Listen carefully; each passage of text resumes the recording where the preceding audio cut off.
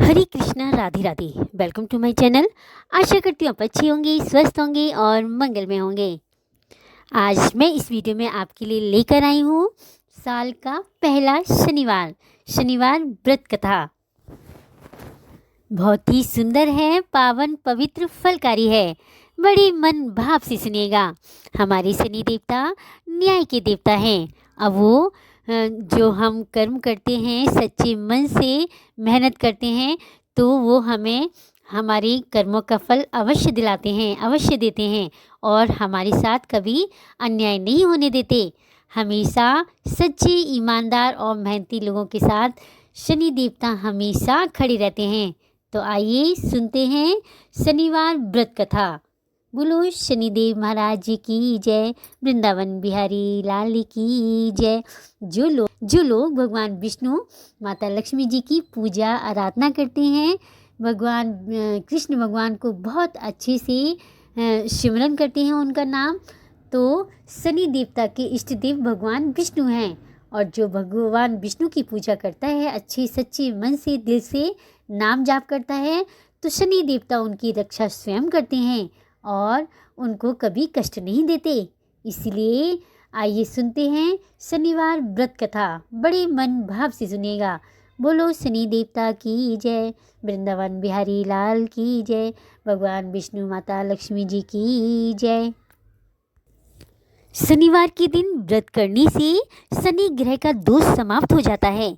भविष्य में आने वाले शनि के प्रकोप से भी बचा जा सकता है। शनि की 7.5 और जैसे बोलते हैं ढैया से छुटकारा मिलता है और बिगड़ा काम पूरा हो जाता है। इससे नौकरी व्यापार में सफलता तो मिलती ही है, साथ ही सुख समृद्धि, मान सम्मान और धन यश की प्राप्ति होती है। शनिवार के दिन व्रत रखने से घर में सुख और शांति रहती है। इसके अलावा रोग से भी छुटकारा मिलता है। तो आइए श्रवण करते हैं शनिवार व्रत कथा। एक समय स्वर्गलोक में सबसे बड़ा कौन है कि प्रश्न पर 9 ग्रहों में वाद विवाद हो गया। विवाद इतना बढ़ा कि परस्पर भयंकर युद्ध की स्थिति बन गई। निर्णय के लिए सभी देवता देवराज इंद्र के पास पहुँचे और बोले, हे देवराज, आपको निर्णय करना होगा कि हम में से सबसे बड़ा कौन है। देवताओं का प्रश्न सुनकर देवराज इंद्र उलझन में पड़ गए। इंद्र बोले, मैं इस प्रश्न का उत्तर देने में असमर्थ हूँ। हम सभी पृथ्वी लोक में उज्जयिनी नगरी में राजा विक्रमादित्य के पास चलते हैं। देवराज सहित सभी ग्रह देवता उज्जयिनी नगरी में पहुँचे। महल में पहुंचकर जब देवताओं ने उनसे अपना प्रश्न पूछा, तो राजा विक्रमादित्य भी कुछ देर के लिए परेशान हो उठे, क्योंकि सभी देवी देवता अपनी अपनी शक्तियों के कारण महान थे। किसी को भी छोटा या बड़ा कह देने से उनके क्रोध के प्रकोप से भयंकर हानि पहुंच सकती थी। अचानक राजा विक्रमादित्य को एक उपाय सूझा और उन्होंने विभिन्न धातुओं स्वर्ण, रजत, चांदा अचानक राजा विक्रमादित्य को एक उपाय सूझा और उन्होंने विभिन्न धातुओं स्वर्ण, रजत, चांदी, कांसा, ताम्र, तांबा, शीशा, रांगा, जस्ता, अभ्रक व लोहे के 9 आसन बनवाए। धातुओं के गुणों के अनुसार सभी आसनों को एक दूसरे के पीछे रखवाकर उन्होंने देवताओं को अपने अपने सिंहासन पर बैठने को कहा। देवताओं के बैठने के बाद राजा विक्रमादित्य ने कहा, आपका निर्णय तो स्वयं हो गया। जो सबसे पहले सिंहासन पर विराजमान है वही सबसे बड़ा है। राजा विक्रमादित्य के निर्णय को सुनकर शनि देवता ने सबसे पीछे आसन पर बैठने के कारण अपने को छोटा जानकर क्रोधित होकर कहा, राजा विक्रमादित्य, तुमने मुझे सबसे पीछे बिठाकर मेरा अपमान किया है। तुम मेरी शक्तियों से परिचित नहीं हो। मैं तुम्हारा सर्वनाश कर दूंगा। शनि ने कहा, सूर्य एक राशि पर 1 महीने, चंद्रमा 2.25 दिन, मंगल 1.5 महीने, बुध और शुक्र 1 महीने, बृहस्पति 13 महीने रहते हैं, लेकिन मैं किसी राशि पर 7.5 वर्ष तक रहता हूँ। बड़े बड़े देवताओं को मैंने अपने प्रकोप से पीड़ित किया है। राम को साढ़े साती के कारण ही वन में जाकर रहना पड़ा। रावण को साढ़े साती के कारण ही युद्ध में मृत्यु का शिकार बनना पड़ा। राजा, अब तू भी मेरे प्रकोप से नहीं बच सकेगा। इसके बाद अन्य ग्रहों के देवता तो प्रसन्नता के साथ चले गए, परंतु शनिदेव बड़े क्रोध के साथ वहां से विदा हुए। राजा विक्रमादित्य पहले की तरह न्याय करते रहे। उनके राज्य में सभी स्त्री पुरुष बहुत बड़े आनंद के साथ जीवन यापन कर रहे थे। कुछ दिन ऐसे ही बीत गए। उधर शनि देवता अपने अपमान को भूले नहीं थे।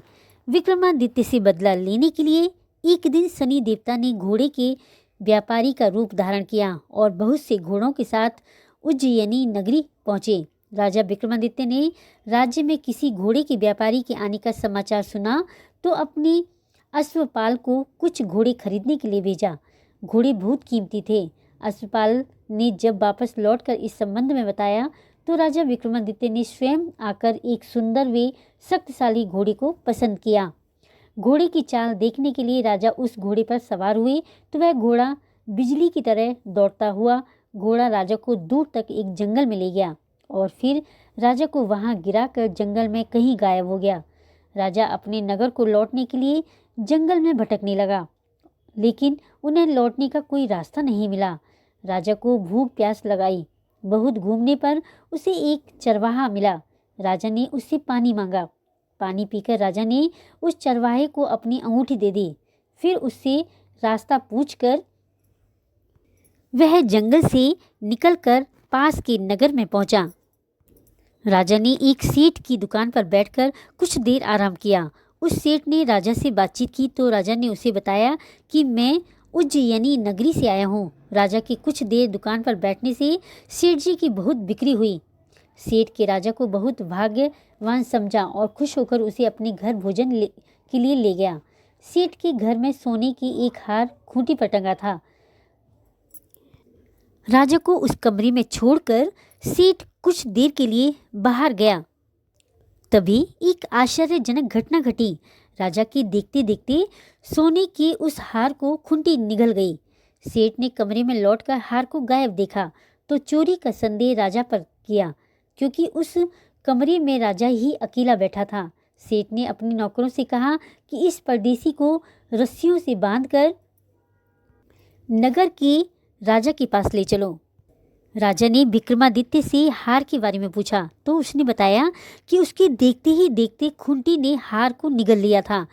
इस पर राजा ने क्रोधित होकर चोरी करने के अपराध में विक्रमादित्य के हाथ पांव काटने का आदेश दे दिया।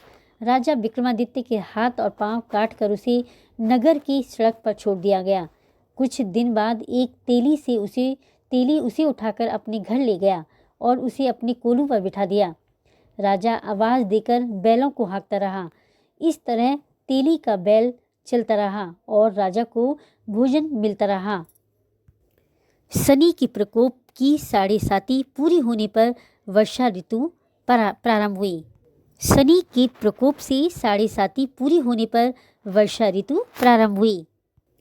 राजा विक्रमादित्य की एक रात मेघ मल्हार गा रहा था कि तभी नगर के राजा की लड़की राजकुमारी मोहिनी रथ पर सवार होकर उस तेली के घर के पास से गुजर रही थी।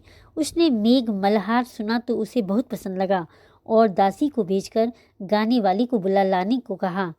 दासी ने लौटकर राजकुमारी को अपंग राजा के बारे में सब कुछ बता दिया।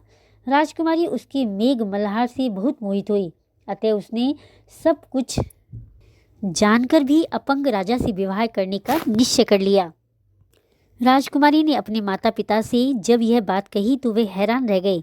रानी ने मोहिनी को समझाया, बेटी तेरे भाग्य में तो किसी राजा की रानी होना लिखा है, फिर तू उस अपंग से विवाह करके अपने पांव पर कुल्हाड़ी क्यों मार रही है।